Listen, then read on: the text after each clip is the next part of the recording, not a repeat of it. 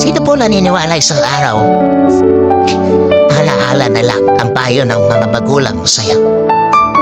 At sino po naniniwala isang araw, yung nanay na kasama mo ngayon, maaaring katabi mo ngayon, yung tatay na kasama mo ngayon, isang araw, aalalahanin mo na lang din.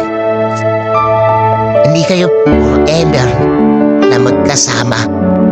Kaya nga lahat ng magulang at kasama pa yung anak, gagawin ang lahat, ipapayo lahat ng mabuti, paaalalahanan ng anak kasi alam niya, isang araw, iiwan niya yung kanyang mga anak.